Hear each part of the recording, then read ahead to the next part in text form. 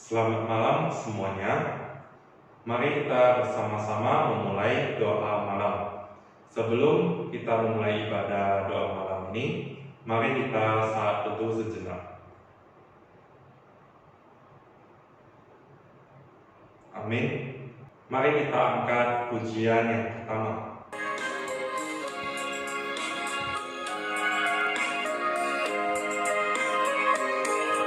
Hidup ini adalah kesempatan. Hidup ini untuk melayani Tuhan. Jangan sia-siakan waktu yang Tuhan beri. Hidup ini hanya sementara.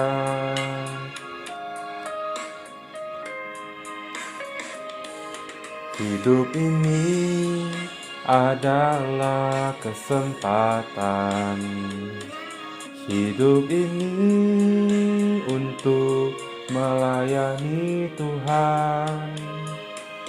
Jangan sia-siakan waktu yang Tuhan beri. Hidup ini harus jadi berkat. Oh Tuhan, pakailah hidupku selagi aku masih kuat. Bila saatnya nanti ku tak berdaya lagi, hidup ini sudah jadi berkat.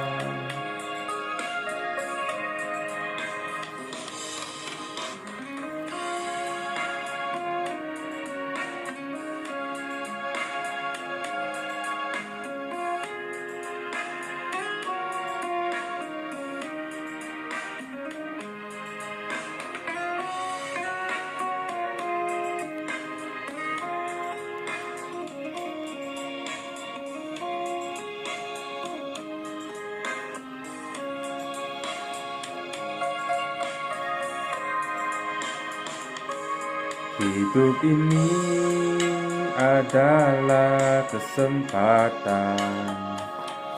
Hidup ini untuk melayani Tuhan. Jangan sia-siakan apa yang Tuhan beri. Hidup ini harus jadi berkat.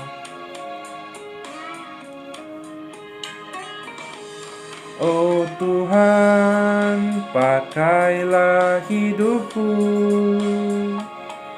selagi aku masih kuat. Bila saatnya nanti ku tak berdaya lagi, hidup ini sudah jadi berkat. Bila saatnya nanti ku tak berdaya lagi, hidup ini sudah jadi berkat. Untuk firman Tuhan dipersilakan kepada hambanya. Shalom Bapak Ibu yang terkasih dalam Tuhan. Selamat malam kepada kita semua. Kita bersyukur kepada Tuhan masih memberikan kita kesempatan untuk mengikuti persekutuan doa pada malam hari ini. Dan saat ini kita akan kembali masuk di dalam firman Tuhan. Sebelumnya mari kita bersatu dalam doa. Bapa yang di surga, kami bersyukur untuk kesempatan yang masih Tuhan berikan. Kami bersyukur untuk setiap anugerah yang sudah Tuhan curahkan di dalam hidup kami, sehingga hidup kami hidup yang tidak penuh dengan kekurangan. Kami bersyukur untuk setiap berkat-berkat Tuhan. Hingga pada malam hari ini Bapak, kami bisa berkumpul bersama walaupun di rumah kami masing-masing untuk bersekutu dalam doa, untuk memuji Tuhan dan untuk belajar firman Tuhan. Bapak, pada saat ini kami akan masuk di dalam firman Tuhan. Biar Engkau kembali berbicara kepada kami, mengajar kami, dan mendidik kami, bahkan menghajar kami, supaya kami lebih mengerti kehendak Tuhan dan kami lebih mengenal Tuhan dan kami bisa selalu berada di jalan-Mu yang benar. Terpujilah nama-Mu Bapa, berilah kami konsentrasi untuk membaca, mendengarkan firman Tuhan. Kami berdoa dan mengucap syukur hanya di dalam nama Tuhan Yesus Juru Selamat kami yang hidup. Amin. Baik Bapak Ibu yang terkasih di dalam Tuhan, kita malam hari ini akan melanjuti kisah perjalanan bangsa Israel menuju tanah Kanaan.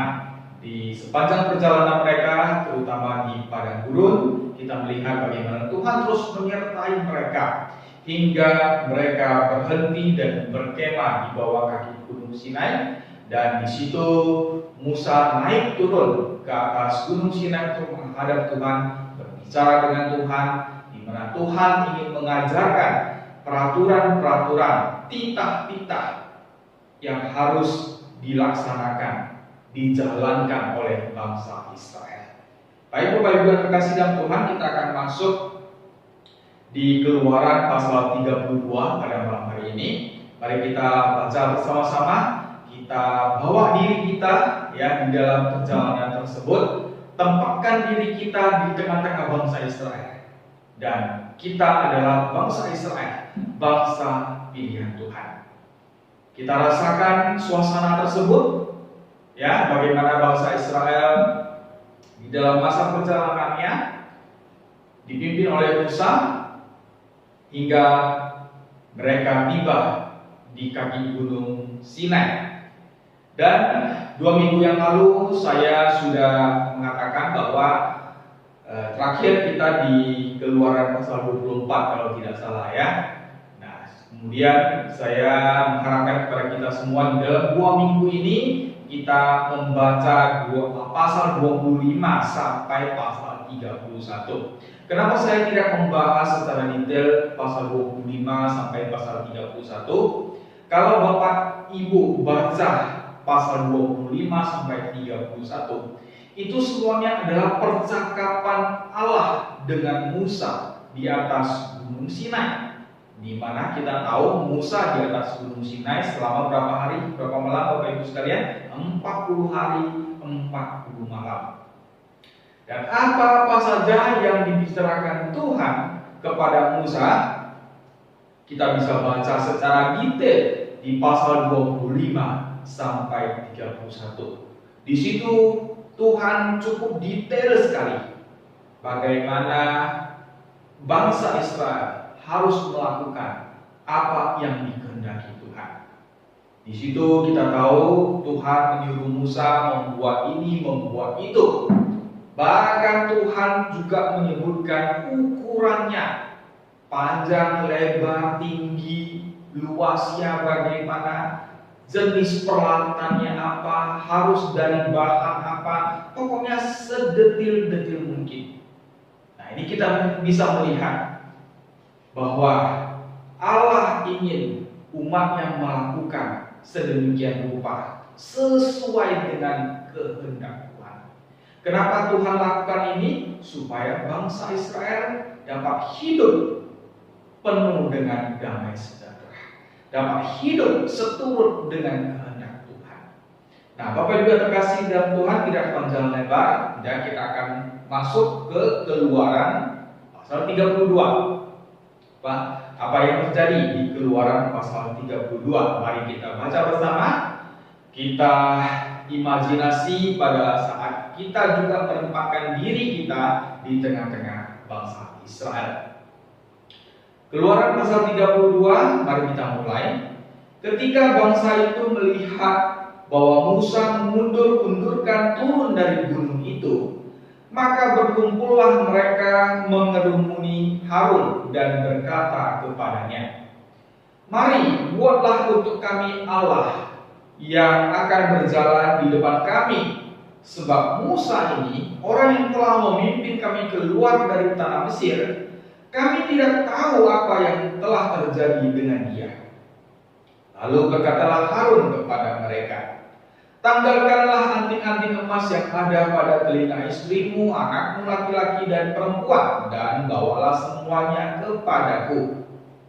Lalu seluruh bangsa itu menanggalkan anting-anting emas yang ada pada telinga mereka dan membawanya kepada Harun. Diterimanya itu dari tangan mereka, dibentuknya dengan pahat, dan dibuatnya daripadanya anak lembu tuangan. Kemudian berkatalah mereka, "Hai Israel, inilah Allahmu yang telah menuntun engkau keluar dari tanah Mesir." Ketika Harun melihat itu, didirikannya mezbah di depan anak lembu itu. Berserulah Harun, katanya, "Besok hari raya bagi Tuhan." Dan keesokan harinya pagi-pagi maka mereka mempersembahkan korban bakaran dan korban keselamatan. Sesudah itu duduklah bangsa itu untuk makan dan minum. Kemudian bangunlah mereka dan bersukaria. Berfirmanlah Tuhan kepada Musa, "Pergilah, turunlah, sebab bangsamu yang kau pimpin keluar dari tanah Mesir telah rusak lakunya. Segera juga mereka menyimpang dari jalan yang kuperintahkan kepada mereka. Mereka telah membuat anak lembu tuangan, dan kepadanya mereka sujud menyembah dan mempersembahkan korban, sambil berkata, 'Hai Israel, inilah Allahmu yang telah menuntun engkau keluar dari tanah Mesir.' Lagi firman Tuhan kepada Musa, 'Telah kulihat bangsa ini dan sesungguhnya mereka adalah suatu bangsa yang tegar tengkuk. Oleh sebab itu biarkanlah aku, supaya murkaku bangkit terhadap mereka, dan aku akan membinasakan mereka. Tetapi engkau akan kubuat menjadi bangsa yang besar.' Lalu Musa mencoba melunakkan hati Tuhan Allahnya dengan berkata, 'Mengapakah Tuhan murkamu bangkit terhadap umatmu yang telah kau bawa keluar dari tanah Mesir dengan kekuatan yang besar dan dengan tangan yang kuat? Mengapakah orang Mesir akan berkata, Dia membawa mereka keluar dengan maksud menimpakan malapetaka kepada mereka dan membunuh mereka di gunung dan membinasakannya dari muka bumi? Berbaliklah dari murkamu yang bernyala-nyala itu, dan menyesallah karena malapetaka yang hendak kau datangkan kepada umatmu. Ingatlah kepada Abraham, Ishak dan Israel hamba-hambamu itu, sebab kepada mereka engkau telah bersumpah demi dirimu sendiri dengan berfirman kepada mereka, Aku akan membuat keturunanmu sebagai bintang di langit, dan seluruh negeri yang telah kujanjikan ini akan kuberikan kepada keturunanmu supaya dimilikinya untuk selama-lamanya. Dan menyesallah Tuhan karena malapetaka yang dirancangkannya atas umatnya. Setelah itu berpalinglah Musa lalu turun dari gunung dengan kedua loh hukum Allah dalam tangannya. Loh yang bertulis pada kedua sisinya, bertulis sebelah menyebelah. Kedua loh itu ialah pekerjaan Allah, dan tulisan itu ialah tulisan Allah ditukik pada loh itu. Ketika Yosua mendengar suara bangsa itu bersorak, berkatalah ia kepada Musa, ada bunyi suara peperangan kedengaran di perkemahan. Tetapi jawab Musa, bukan bunyi nyanyian kemenangan, bukan bunyi nyanyian kekalahan, bunyi orang menyanyi berbalas-balasan, itulah yang kudengar. Dan ketika ia dekat ke perkemahan itu dan melihat anak lembu dan melihat orang menari-nari, maka bangkitlah amarah Musa. Dilemparkannya kedua loh itu dari tangannya dan dipecahkannya pada kaki gunung itu. Sesudah itu diambilnya anak lembu yang dibuat mereka itu, dibakarnya dengan api dan digilingnya sampai halus. Kemudian ditaburkannya ke atas air dan disuruhnya diminum oleh orang Israel. Lalu berkatalah Musa kepada Harun, apakah yang dilakukan bangsa ini kepadamu, sehingga engkau mendatangkan dosa yang sebesar itu kepada mereka? Tetapi jawab Harun, janganlah bangkit amarah tuanku. Engkau sendiri tahu bahwa bangsa ini jahat semata-mata. Mereka berkata kepadaku, buatlah untuk kami Allah yang akan berjalan di depan kami, sebab Musa ini, orang yang telah memimpin kami keluar dari tanah Mesir, kami tidak tahu apa yang telah terjadi dengan dia. Lalu aku berkata kepada mereka, siapa yang mempunyai emas, haruslah menanggalkannya. Mereka memberikannya kepadaku, dan aku melemparkannya ke dalam api, dan keluarlah anak lembu ini. Ketika Musa melihat bahwa bangsa itu seperti kuda terlepas dari kandang, sebab Harun telah melepaskannya, sampai menjadi buah cemooh bagi lawan mereka. Maka berdirilah Musa di pintu gerbang perkemahan itu serta berkata, siapa yang memihak kepada Tuhan, datanglah kepadaku. Lalu berkumpullah kepadanya seluruh Bani Lewi. Berkatalah ia kepada mereka, beginilah firman Tuhan Allah Israel. Baiklah kamu masing-masing mengikatkan pedangnya pada pinggangnya, dan berjalanlah kian kemari melalui perkemahan itu dari pintu gerbang ke pintu gerbang, dan biarlah masing-masing membunuh saudaranya dan temannya dan tetangganya. Bani Lewi melakukan seperti yang dikatakan Musa, dan pada hari itu tewaslah kira-kira 3.000 orang dari bangsa itu. Kemudian berkatalah Musa, baktikanlah dirimu mulai hari ini kepada Tuhan, masing-masing dengan membayarkan jiwa anaknya laki-laki dan saudaranya, yakni supaya kamu diberi berkat pada hari ini. Keesokan harinya berkatalah Musa kepada bangsa itu, kamu ini telah berbuat dosa besar, tetapi sekarang aku akan naik menghadap Tuhan. Mungkin aku akan dapat mengadakan pendamaian karena dosamu itu.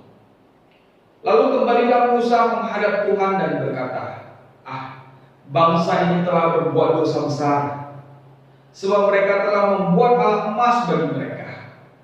Tetapi sekarang, kiranya Engkau mengampuni dosa mereka itu, dan jika tidak, hapuskanlah kiranya namaku dari dalam kitab yang telah Kau tulis. Tetapi Tuhan berfirman kepada Musa, siapa yang berdosa kepadaku, nama orang itulah yang akan kuhapuskan dari dalam kitabku. Tetapi pergilah sekarang, tuntunlah bangsa itu ke tempat yang telah kusebutkan kepadamu. Akan berjalan malaikatku di depanmu, tetapi pada hari pembalasanku itu, aku akan membalaskan dosa mereka kepada mereka. Demikianlah Tuhan menulahi bangsa itu, karena mereka telah menyuruh membuat anak lembu buatan Harun itu. Bapak Ibu terkasih dalam Tuhan, bagaimana perasaan kita pada saat kita membaca di Keluaran 32 ini, yang mengisahkan selama 40 hari 40 malam Musa berada di atas gunung Sinai, menghadap Tuhan, berbicara dengan Tuhan, dan Tuhan mengajarkan apa yang harus diajarkan kepada bangsa Israel. Ternyata dalam perikop ini kita melihat bangsa Israel yang bisa dikatakan mereka hanya mau melihat apa yang bisa mereka lihat. Bagi mereka yang tak terlihat itu semu, abstrak, tidak jelas. Yang mereka tahu adalah pemimpin mereka adalah Musa. Padahal sebenarnya pemimpin mereka adalah Tuhan sendiri. Tuhanlah yang melepaskan mereka dari bangsa Mesir. Tetapi pada saat mereka tidak bertemu dengan Musa, atau mereka merasakan Musa hilang dari pandangan mereka karena Musa terlalu lama di atas gunung, ya, mereka gak sabar. Mereka anggap bahwa mungkin Musa sudah mati. Oleh sebab itulah dalam perikop ini kita melihat bangsa Israel berseru kepada Harun. Kenapa bangsa Israel berseru kepada Harun? Karena mereka mengingat akan pesan Musa kepada mereka, jika ada masalah, dan Harun ada di tengah-tengah. Oleh sebab itu, pada saat mereka merasakan bahwa sepertinya pemimpin mereka yaitu si Musa sudah hilang, sepertinya tidak akan pernah turun lagi dari atas gunung, entah apa yang terjadi dengan dia di atas gunung, maka mereka datang kepada Harun, berseru kepada Harun untuk membuat bagi mereka Allah atau dewa untuk menuntun mereka, untuk menuntun perjalanan mereka selanjutnya. Bapak Ibu yang terkasih di dalam Tuhan, pasti di antara kita ada yang bertanya-tanya, pada saat bangsa Israel meminta Harun untuk melakukan ini, yaitu membuat dewa, patung, mungkin kita bertanya, kenapa Harun bukannya melarang mereka? Kenapa Harun bukannya menasehati mereka atau menyuruh mereka bersabar untuk menunggu Musa turun dari atas gunung? Tapi sebaliknya, kenapa Harun begitu polos, bahkan mungkin kita katakan Harun begitu lugu, menuruti permintaan bangsa Israel begitu saja? Nah, ini sebuah tanda tanya besar bagi kita, ya. Iya, memang apa yang dilakukan Harun selaku pemimpin di antara pemimpin yang lain, Harun telah melakukan pengkhianatan yang serius terhadap standar Allah untuk menyenangkan umat yang dilayaninya. Dia menyerah. Harun di sini menyerah kepada tekanan-tekanan fasik bangsa Israel dan melanggar hukum kedua, hukum Taurat kedua. Bapak Ibu yang terkasih dalam Tuhan, sebagai seorang pemimpin, begitu banyak tantangan yang memang harus dia hadapi. Salah satunya Harun. Bisa kita katakan pemimpin yang sebenarnya adalah Tuhan. Lalu Tuhan memilih Musa sebagai pemimpin utama atas bangsa Israel. Nah, selain Musa, juga ada para penatua, termasuk Harun dan Yosua di antaranya. Nah, Harun yang dianggap oleh bangsa Israel juga adalah salah satu pemimpin mereka, menyuruh Harun untuk membuat patung emas, menggantikan Musa untuk memimpin perjalanan mereka selanjutnya. Dan apa yang dilakukan Harun ini adalah suatu kekejian di hadapan Tuhan sebenarnya. Nah, sebagai seorang pemimpin, Harun di sini sudah mengambil tindakan yang salah. Dia lebih memilih menyenangkan apa yang diinginkan oleh umat Israel daripada menyenangkan hati Tuhan. Seandainya Harun tegas untuk menyenangkan hati Tuhan, dia seharusnya menegur bangsa Israel. Tetapi mungkin kalau dia menyenangkan hati Tuhan dengan menegur bangsa Israel, ya bisa saja resiko yang dia terima adalah bangsa Israel akan menyerang dia, menangkap dia, memukul dia, mungkin bahkan membunuh dia karena tidak menuruti mereka. Ya, itulah suatu pilihan yang harus dipilih oleh pemimpin-pemimpin bangsa Israel pada saat itu, antara menyenangkan manusia atau menyenangkan hati Tuhan. Sebenarnya bagi kita di zaman sekarang ini juga demikian. Bagi kita sebagai umat percaya, mungkin di dalam kehidupan kita penuh dengan banyak pilihan. Salah satunya adalah apakah kita memilih menyenangkan orang-orang yang ada di sekeliling kita dan akhirnya menyakiti hati Tuhan, atau kita memilih menyenangkan hati Tuhan dan secara tidak langsung kita menyakiti, membuat kecewa orang-orang di sekitar kita. Itu suatu pilihan yang memang diperhadapkan kepada kita. Dan di sini juga menguji kita. Ya, apakah kita sungguh-sungguh mengasihi Tuhan? Atau semata-mata hanya untuk membuat orang-orang di sekitar kita senang dan akhirnya kita melukai hati Tuhan. Nah, ini sebagai satu pelajaran penting juga bagi kita. Bapak Ibu yang terkasih dalam Tuhan, selanjutnya di mana di Keluaran pasal 32 ayat 6 di situ juga kita bisa melihat umat itu mulai melakukan tari-tarian berhawa nafsu dan kebejatan seksual, ya, kebejatan seksual yang mereka lakukan. Kalau kita baca di Keluaran 32 ayat 25 yang mengatakan bahwa mereka seperti kuda terlepas dari kandang, ya, memberikan kesan bahwa mereka mungkin telanjang. Ya, jadi dosa bangsa Israel mungkin meliputi pengingkapan ketelanjangan orang lain untuk permainan dan kesenangan seksual. Ini adalah suatu hal yang sangat dilarang oleh hukum Allah. Bapak Ibu yang terkasih dalam Tuhan, kemudian dengan tindakan mereka seperti ini, apa yang sudah bangsa Israel lakukan membuat hati Tuhan murka. Karena kemurtatan dan dosa bangsa Israel. Kita baca tadi secara khusus di ayat ke-10, Allah menyatakan niatnya untuk apa? Untuk membinasakan mereka. Tetapi Allah juga mengatakan Dia akan membangun bangsa yang baru melalui Musa. Bapak Ibu yang terkasih dalam Tuhan, setelah kita melihat niat Tuhan untuk membinasakan bangsa Israel yang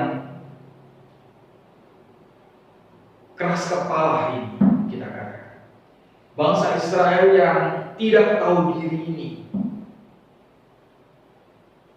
hukuman Tuhan atas bangsa Israel akan terjadi di tengah-tengah mereka. Tapi apa yang terjadi Bapak Ibu yang terkasih dalam Tuhan? Selanjutnya di ayat ke-11, di situ kita baca bahwa doa syafaat Musa bagi bangsa Israel, ya, menunjukkan bahwa Allah menjawab doa-doa para hambanya yang setia dan membiarkan mereka berperan serta dalam tujuan-tujuan dan keputusan-keputusan Tuhan mengenai penebusan.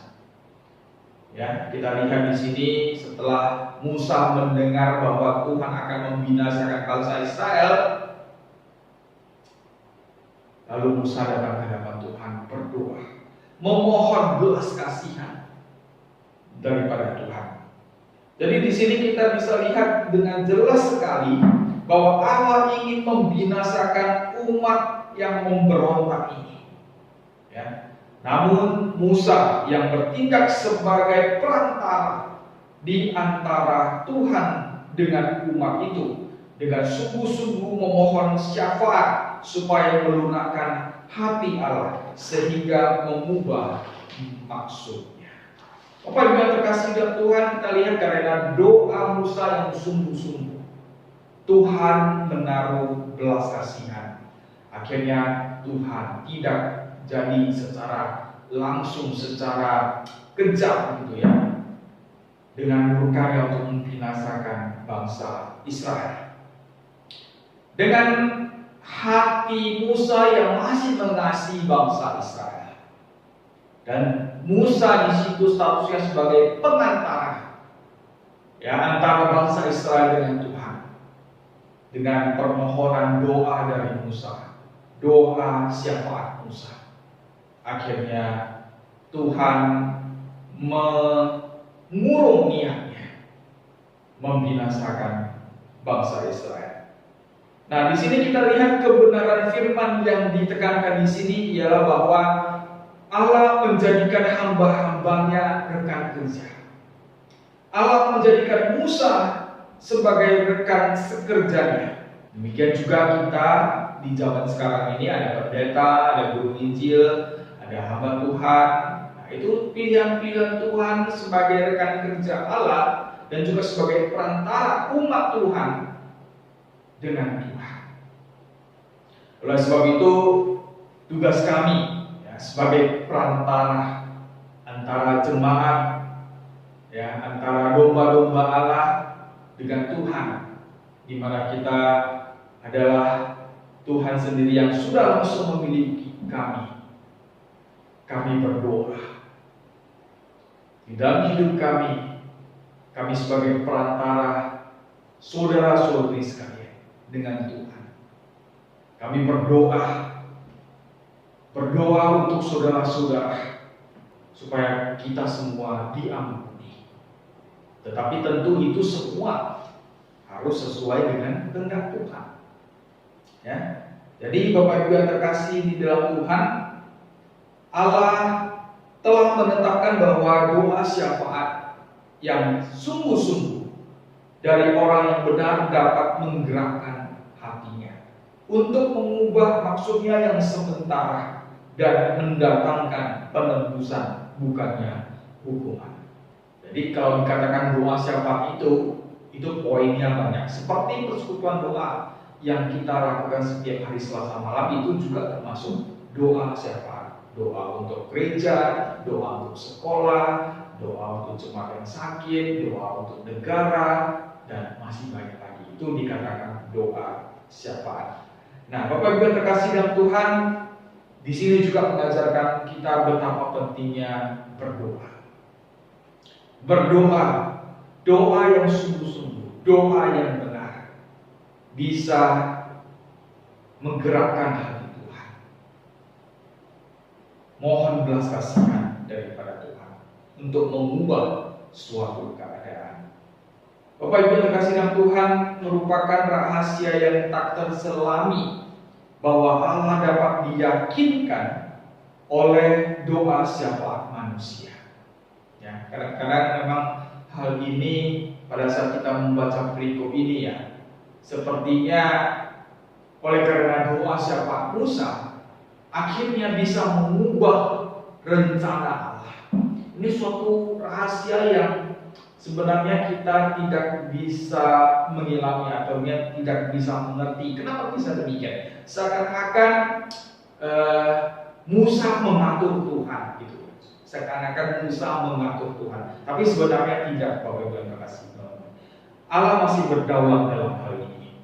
Ya. Tetapi bagaimana doa-doa syafaat Musa bisa mengubah apa yang sudah Tuhan rencanakan untuk membinasakan bangsa Israel. Nah, itu adalah suatu hal yang kita tidak bisa memahami sepenuhnya. Itu yang terjadi, Bapak Ibu yang terkasih di dalam Tuhan.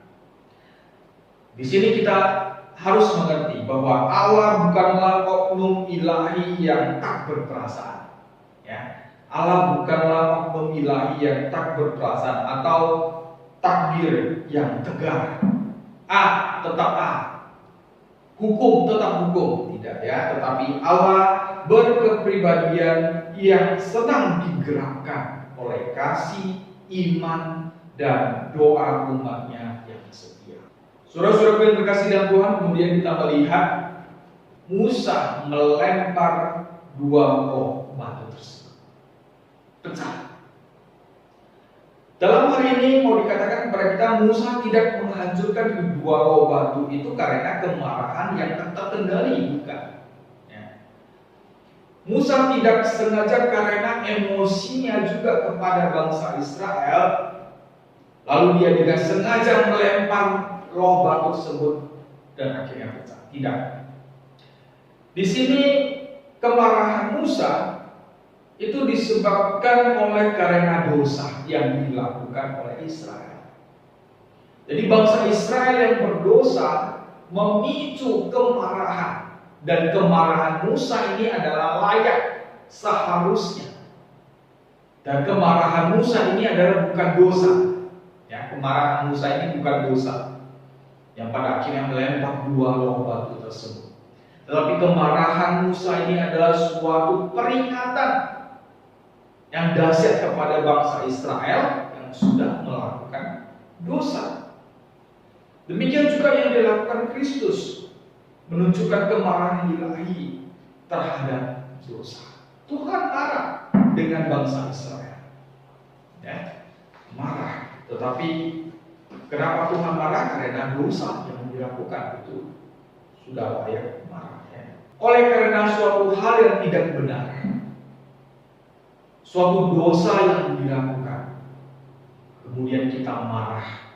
Nah, itu kemarahan yang layak diutarakan, kemarahan yang layak dimunculkan, dilampiaskan karena dosa yang dia lakukan, dengan satu tujuan bahwa seharusnya kita bertobat, ya, kita bertobat dari dosa-dosa tersebut. Bapak Ibu yang terkasih dalam Tuhan, kemudian ada satu perikop ya yang mungkin agak membingungkan kita di ayat ke-27. Di situ berkatalah ia kepada mereka, beginilah firman Tuhan Allah Israel, baiklah kamu masing-masing mengikatkan pedangnya pada pinggangnya dan berjalanlah kian kemari melalui perkemahan itu dari pintu gerbang ke pintu gerbang, dan biarlah masing-masing membunuh saudaranya dan temannya dan tetangganya. Mungkin kita berpikir, loh, kok sepertinya Tuhan menyuruh mereka saling membunuh gitu ya. Ya. Dan biarlah masing-masing membunuh saudaranya dan temannya dan tetangganya. Aneh rasanya dari kalimat ini. Nah, tetapi sebenarnya ini adalah panggilan Musa untuk setia kepada Allah, ya, yang mencerminkan prinsip bahwa di tengah-tengah pemberontakan dan kemunduran rohani, satu-satunya jalan bagi orang percaya ialah jalan yang ditandai oleh ketaatan tegas kepada hukum Allah dan pemisahan yang jelas dari kemurtatan. Nah, kalau kita baca di Efesus pasal 6 ayat 11, di situ mengatakan, kenakanlah seluruh perlengkapan senjata Allah supaya kamu dapat bertahan melawan tipu muslihat iblis. Bapak Ibu yang terkasih di dalam Tuhan, kita harus sadari bahwa peperangan yang kita lakukan itu bukan peperangan badani, bukan peperangan kedagingan, tetapi peperangan roh. Jadi yang dimaksud di sini di ayat 27, walaupun di sini tertulis biarlah masing-masing membunuh saudaranya dan temannya dan tetangganya, ini artinya bahwa di balik umat Tuhan atau saudara-saudara kita yang sedang bekerja di situ adalah iblis. Iblislah yang menguasai pikiran umat manusia. Ya. Roh kegelapanlah yang menghancurkan umat Tuhan. Artinya di sini bahwa karena kemurtatan bangsa Israel dengan perbuatan-perbuatan dosa ini, dan apa yang dikatakan dosa itu tetap harus dihukum, ya, tetap harus dihukum. Nah, cara Tuhan menghukum mereka salah satunya ini, ya, yang juga dikatakan di Efesus pasal 6 ayat 11, kenakanlah seluruh perlengkapan senjata Allah supaya kamu dapat bertahan melawan tipu muslihat iblis. Jadi bisa kita lihat di sini dalam berikut ini, Musa sebagai perantara antara bangsa Israel dengan Allah, di mana bangsa Israel yang sudah berdosa yang seharusnya dihukum, ya, dibinasakan. Tetapi oleh permohonan Musa dari doa syafaatnya kepada Tuhan, akhirnya Tuhan berbelas kasihan, ya, dan memberi kesempatan kepada bangsa Israel untuk bertobat, untuk kembali kepada Tuhan. Dan kalau kita tadi teliti, Musa sempat mengatakan, Tuhan, jika Engkau tidak mengampuni mereka, Tuhan, jika Engkau tidak mengampuni bangsa Israel, hapuskan saja namaku dari kitab-Mu. Nah, artinya di sini Musa bahkan bersedia mengorbankan dirinya. Nah, apa yang dilakukan Musa ini sebenarnya adalah sebuah pembuat apa yang juga akan dilakukan Allah sendiri melalui diri Yesus Kristus. Yesus Kristus datang ke dalam dunia sebagai perantara antara kita manusia yang berdosa ini dengan Tuhan. Kita manusia yang berdosa ini adalah manusia-manusia sudah selayaknya dihukum, dibinasakan. Tetapi oleh karena belas kasihan Tuhan sendiri melalui diri Tuhan Yesus turun ke dalam dunia, mengorbankan dirinya di atas kayu salib. Akhirnya hingga hari ini Tuhan memberikan kita kesempatan untuk bertobat dari perbuatan-perbuatan dosa kita dan untuk sepenuhnya kembali kepada Tuhan dengan menaati, mematuhi setiap firman Tuhan. Bapak Ibu yang terkasih dalam Tuhan, demikian firman Tuhan pada malam hari ini. Kiranya melalui kisah di mana di Keluaran 32 ini Musa yang pada akhirnya turun dengan emosi, marah kepada bangsa Israel yang sudah berdosa, yang berani-beraninya membuat patung emas untuk disembah. Ini sebenarnya adalah murka Tuhan. Tapi oleh karena doa, syafaat, permohonan belas kasihan kepada Tuhan, akhirnya Tuhan mengampuni bangsa Israel. Bapak Ibu yang terkasih dalam Tuhan, kita sebagai umat Tuhan, mari kita menyadari bahwa kita juga sudah diampuni. Kita juga sudah ditebus oleh darah Tuhan Yesus, di mana Tuhan Yesus sudah mengorbankan dirinya dan salib di atas kayu salib. Tuhan Yesus sudah menjadi perantara antara kita dengan Tuhan. Ini adalah suatu hal yang harus sungguh-sungguh kita syukuri. Oleh sebab itu, marilah dalam kehidupan kita sebagai umat Tuhan yang sudah diselamatkan, marilah kita sungguh-sungguh bertobat, jauhi dosa. Marilah kita terus berusaha untuk hidup kudus di hadapan Tuhan dan lakukanlah apa yang berkenan di hati Tuhan. Kiranya Tuhan terus memberkati kita dan melalui hidup kita, melalui berkat-berkat Tuhan, kita juga akan menjadi berkat bagi banyak orang. Terpujilah nama Tuhan. Mari kita bersatu dalam doa. Bapa kami di surga, terima kasih atas firman yang sudah kami baca bersama, yang sudah kami bahas bersama. Kiranya Tuhan terus berbicara kepada kami, mengajar kami apa yang harus kami lakukan sesuai dengan kehendak Tuhan. Bapa, kami mohon pengampunan yang daripada Tuhan. Jika selama ini kami degil, kami mengeraskan hati kami, tidak mau mendengarkan firman Tuhan. Bapa, berilah kami kesempatan untuk kembali kepada-Mu. Berilah kami kesempatan untuk bertobat dari tingkah laku kami yang jahat ini, sehingga kami menjadi anak-anak Tuhan yang seturut dengan kehendak-Mu, dan hidup kami bisa menjadi saksi bagi orang-orang yang ada di sekeliling kami.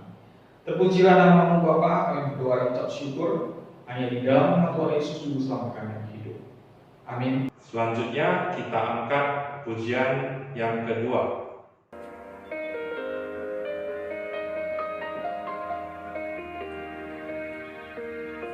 Saat keadaan sekelilingku ada di luar kemampuanku, ku berdiam diri mencari-Mu, doa mengubah segala sesuatu. Saat kenyataan di depanku mengecewakan perasaanku, ku menutup mata memandang-Mu, sebab doa mengubah segala sesuatu. Doa orang benar doakan dengan yakin besar kuasa-Nya, dan tiap doa lahir dari iman berkuasa menyelamatkan. Seperti mata air di tanganmu, mengalir kemanapun kau mau, tiada yang mustahil di matamu. Doa mengubah segala sesuatu.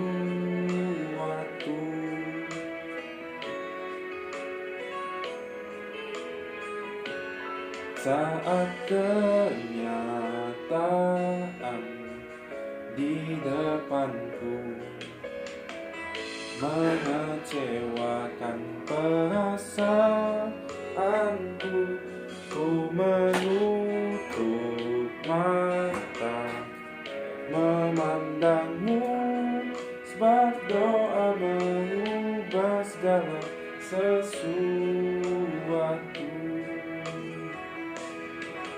Doa orang benar bila didoakan dengan yakin besar kuasa-Nya, dan tiap doa lahir dari iman berkuasa menyelamatkan.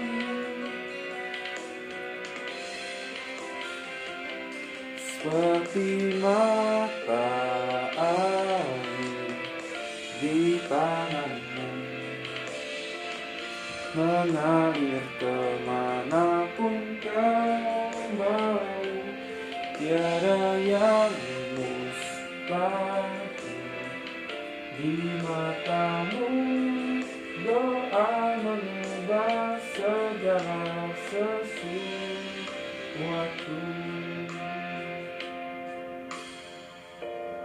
Kita masuk ke dalam pokok doa.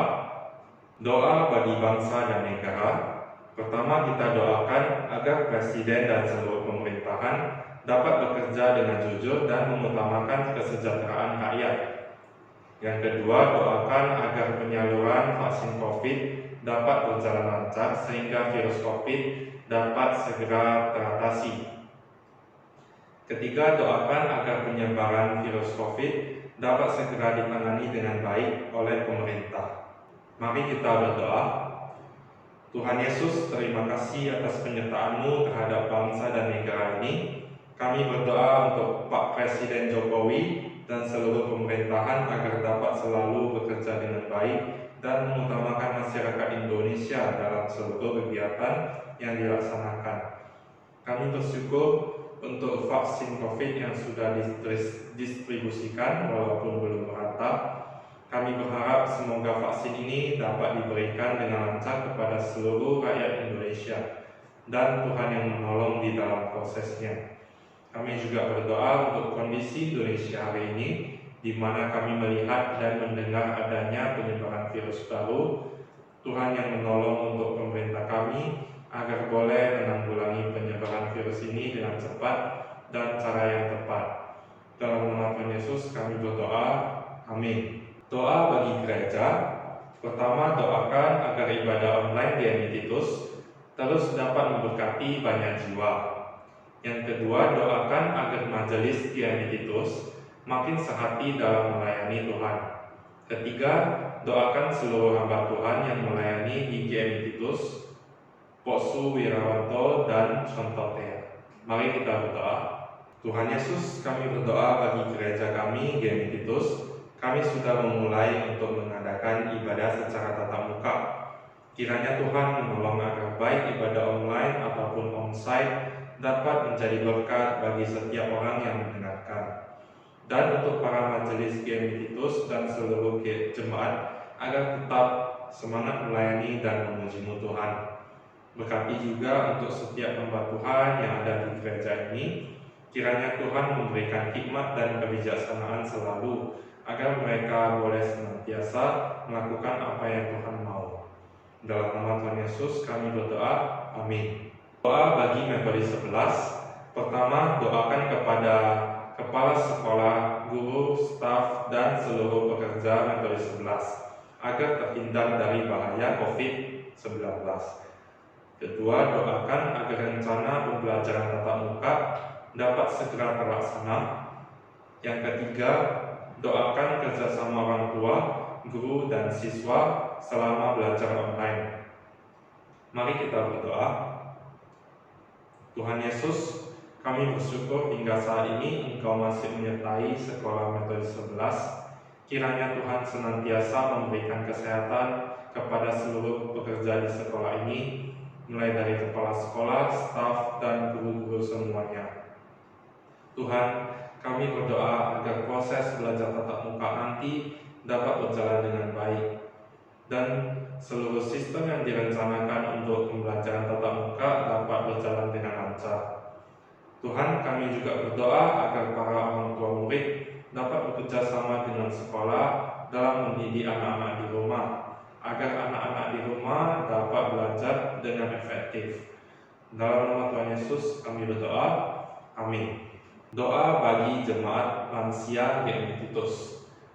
Kita berdoa bagi Ai Laikin dan Laiswan, Ai Hong Ching Ik dan Mama Rafe, Aceh Kok Chai, Mama Hueli dan Mama Cilecing, Ai Su Yen. Kiranya Tuhan memberikan kekuatan dan sukacita selalu kepada setiap jemaat lansia. Mari kita berdoa. Tuhan Yesus, kami berdoa untuk jemaat GMI Titus yang saat ini sudah memasuki usia indah. Kiranya Tuhan selalu menyertai kehidupan mereka dan menjaga mereka dari segala bahaya. Semoga hari-hari mereka dapat berjalan dengan sukacita dan penuh ucapan syukur. Dalam nama Tuhan Yesus kami berdoa, amin. Doa bagi pekerjaan jemaat. Kita berdoa untuk Saudara Willis, Saudara Josephine, Saudara Franz, Saudara Tony, suami CIT, kemudian kepada Bapak Tony Chandra, dan juga untuk Koacin. Doakan agar dalam pekerjaan yang sedang dijalani hari ini dapat lancar dan Tuhan terus memberikan sukacita kepada mereka. Kita berdoa. Tuhan, kami juga berdoa bagi jemaat-Mu yang memiliki pergumulan dalam pekerjaannya. Kiranya Tuhan memberikan damai sejahtera dan sukacita selalu dalam mereka menjalani pekerjaan mereka. Tuhan Yesus juga menolong agar melalui pekerjaan yang mereka jalani hari ini, mereka dapat mencukupkan seluruh kebutuhan mereka sehari-hari. Terima kasih Tuhan Yesus. Dalam nama Tuhan Yesus kami berdoa, amin. Doa bagi jemaat yang sakit atau dalam proses pengobatan. Kepada Bapak Petrus, Bapak Yao Choi, Papa Kowilis, Mama Selvia, Acek Aweng dan Ameng, Mama Boksuwira, Papa dan Mama Roseleni, keluarga Rustam, yaitu adik dari Bu Eli. Doakan untuk iman percaya dan kesehatan mereka, agar Tuhan terus menguatkan iman mereka. Sama-sama kita berdoa. Tuhan Yesus, kami berdoa untuk jemaat yang sedang sakit dan bagi yang sedang dalam masa pengobatan. Engkau yang memberikan penghiburan dan sukacita selalu kepada mereka. Dalam nama Tuhan Yesus kami berdoa, amin. Doa bagi jemaat yang sakit atau proses pengobatan, yaitu untuk Ai Mehwa Marendal, untuk Ko Miming, anak dari Ai Mehwa, untuk Nini, kakaknya CIT, untuk saudari Rita, keponakan Ci Mariana. Doakan agar Tuhan memberikan kesembuhan dan terus menguatkan iman mereka. Mari kita berdoa. Tuhan, kiranya Engkau menjamah mereka dalam kondisi sakit dan memberikan kesembuhan, bahkan memberikan juga iman yang boleh percaya hanya kepada Engkau sebagai satu-satunya Tuhan. Dalam segala kerinduan mereka akan kesembuhan, kiranya Tuhan dapat menjawab kerinduan mereka dengan segera. Dalam nama Tuhan Yesus kami berdoa, amin. Untuk menutup doa malam ini, kami tutup dengan membacakan doa Bapa kami. 主祷文，我们在天上的父，愿人都尊父的名为圣，愿父的国降临，愿父的旨意行在地上，如同行在天上。我们日用的饮食，今日赐给我们，赦免我们的罪，如同我们赦免得罪我们的人，不叫我们遇见试探，拯救我们脱离凶恶。因为国度、权柄、荣耀全是父的，直到永远。阿门。